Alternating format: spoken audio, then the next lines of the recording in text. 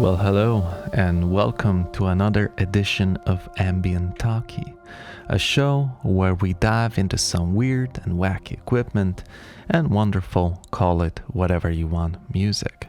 I'm Andy from Two Round Robins, and I hope you're ready for some trapezoid lo-fi music using this lovely device from Hex. So, quick disclaimer here. Much like Core, lag was kindly provided as a DIY kit from the duo from hex.haus in exchange for a video. No money was thrown around, but I'm able to keep the device as well as give my independent thoughts on it. As stated, the lag was sent as a DIY kit, and I found the kit to be quite an easy build. And with my subpar soldering skills, it took me around 20 minutes to get through it. As of now, there are no SMD components that you have to worry about. Most of the build consists of getting the chips, capacitors, potentiometers, and buttons soldered onto the board and getting everything to sit nicely within the wooden enclosure. So if you want to save yourself a couple of bucks and know your way around a soldering station, I recommend this option as opposed to the assembled one. So initially I thought lag was a delay unit, but playing around with it for some time, I wouldn't really call it that now. As to me, it's a great lo-fi type effect unit that, much like Core, its portable size is a great addition to any outside sessions. Apart from its size, you have some controls to shape the sound, and speaking of sound, let's just get this thing into the self-isolation or oscillation mode. So in order to get this thing into a safe oscillation mode, I'm just gonna push the feedback to its maximum.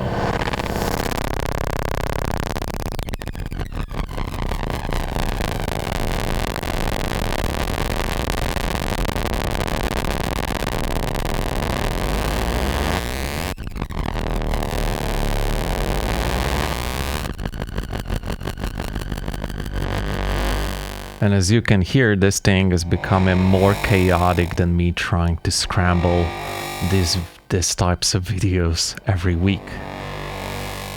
And you can play around and have fun with the noises as you wish. And what I like to do here is I like to play around with the feedback knob and like get this nice stabby noises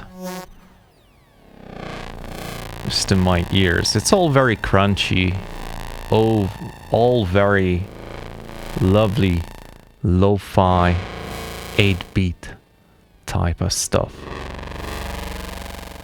Now, before we start to dive into the control knobs here, I suggest we get some external audio into this thing to see how it processes it. So, now here I have organelle hooked up to the lag. I was debating with myself whether to pair it up with an OP1, but I thought that, because of the lo-fi nature of lag, something a bit cleaner might do the trick. So let's start to sequence organelle. I have just a sample of a dulcitone, which I think will be quite a nice sound to get it into this lo-fi thing. And let's just start a sequence.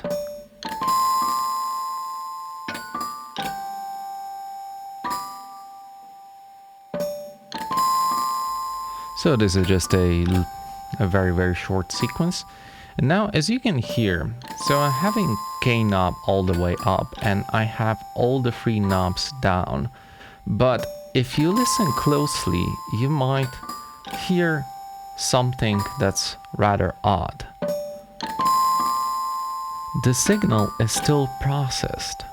This is because it does have an odd way of outputting, as I understand it. You have your two outputs running at the same time. One is 50% wet and the other one is 100% wet. which is okay if you want, you know, separate signals for processing.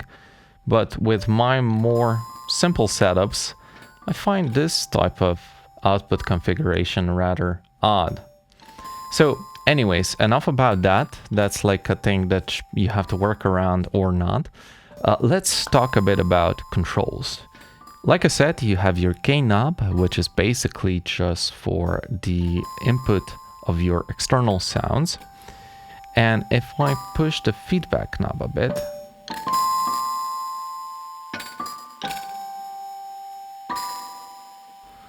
you can hear it's like a little echo, or a rather very crunchy delay. And now let's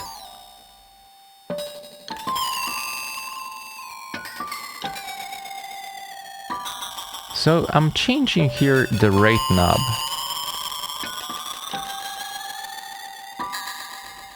And this is your sampling speed.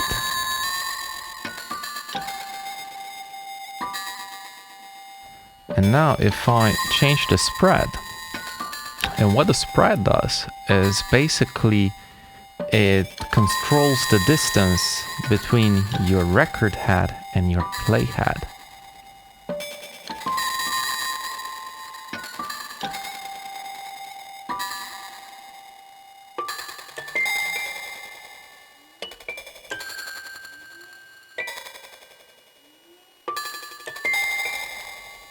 So as you can hear, it's quite heavy, like a broken lullaby. So by manipulating this trio of knobs over here, you can shape the sound to your own taste. Just be aware that it's going to be quite lo-fi.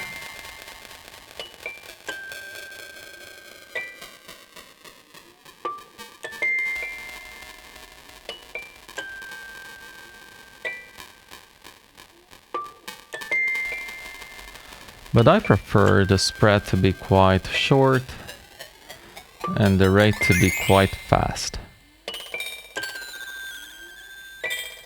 And it's all about finding the sweet spots.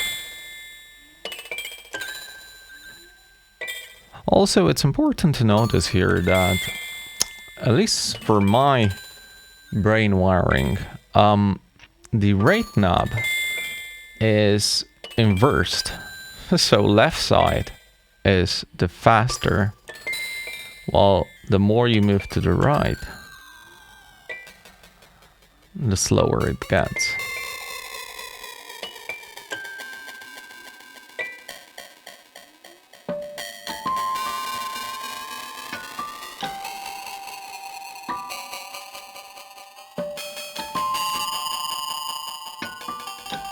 Yeah.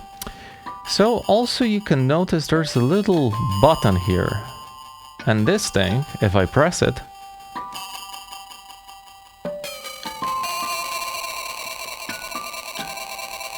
it's a little stutter effect.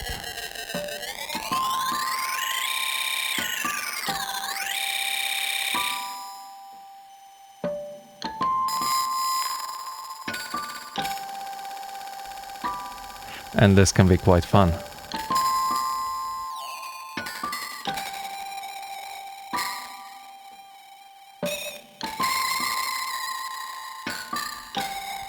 Now, there's also a secondary mode within lag, hidden within the knob combos. So something that was quite prevalent in the core as well. So if we move the spread knob to all the way to counterclockwise and just press the button, let's try to see what happens.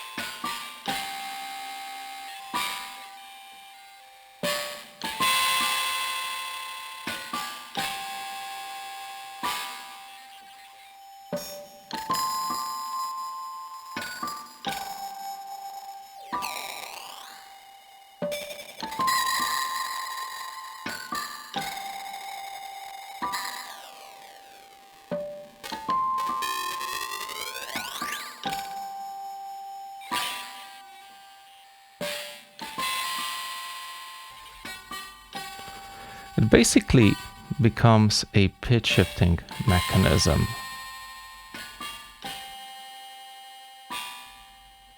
So rate controls the sampling speed, while spread controls the pitch shifting frequencies. Maybe having this sequence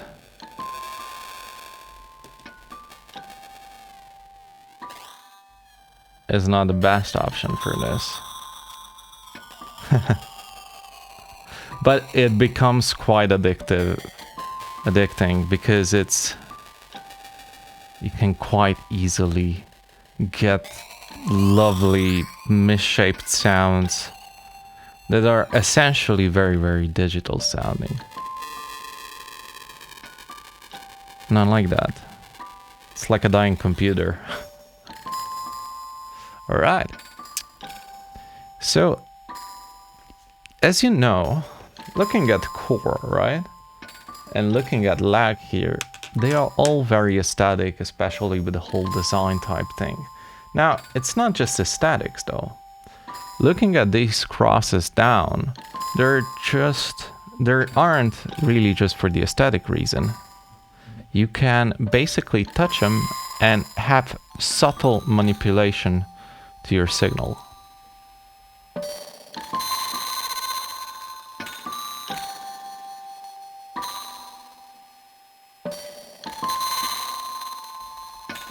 It's like little subtle vibrato.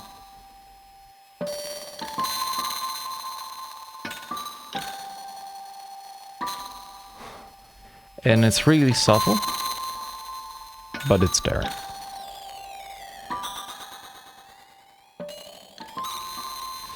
And much like core, as you remember from the previous video if you watched it, core had this little inputs here.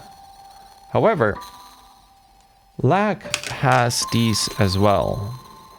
So let's bring kastle into the mix.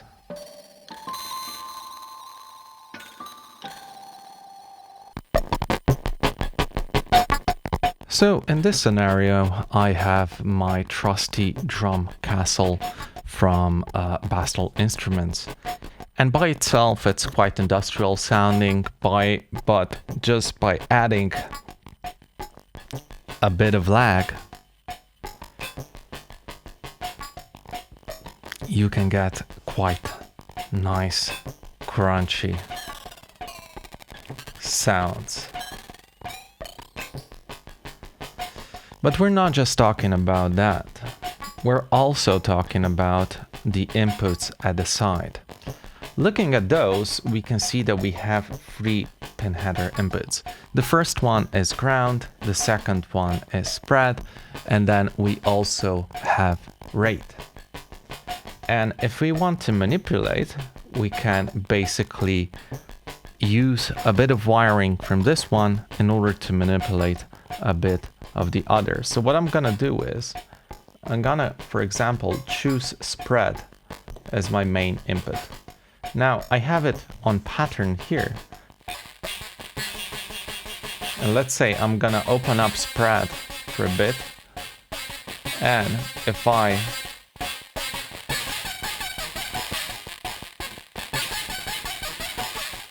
just by touching the wires, you can hear the difference. I also have it on LFO.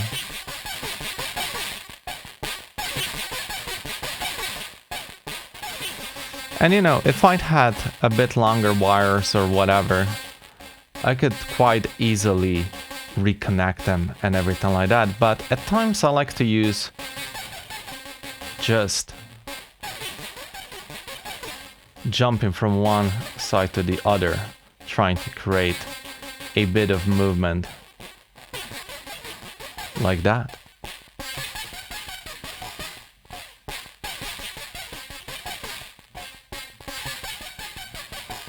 And you can use also this thing for the capacitors here, or the capacitive pads. So I'm touching this one, and if I go to this, it's a different type of sound.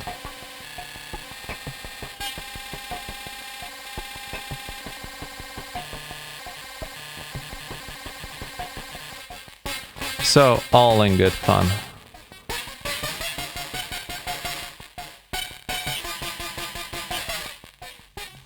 So you can get industrial quite quickly.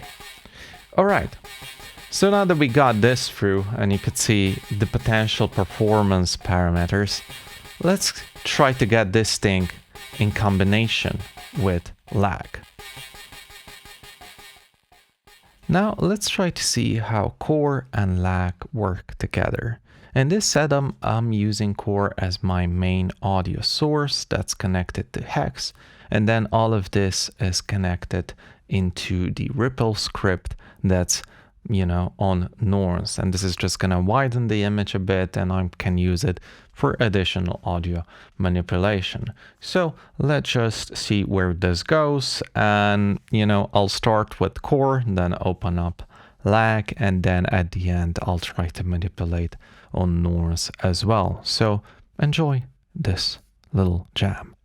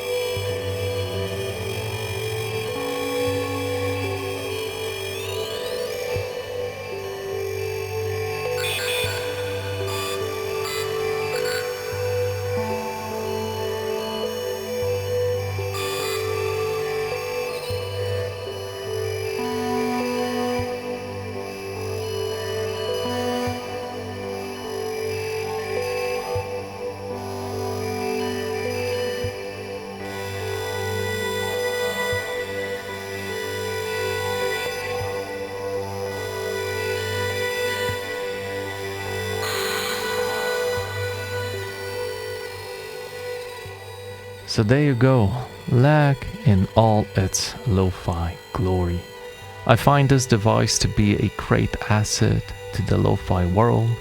If you enjoy 8-bit sounds with a unique way of integration, this effect unit might be a great addition to your setup.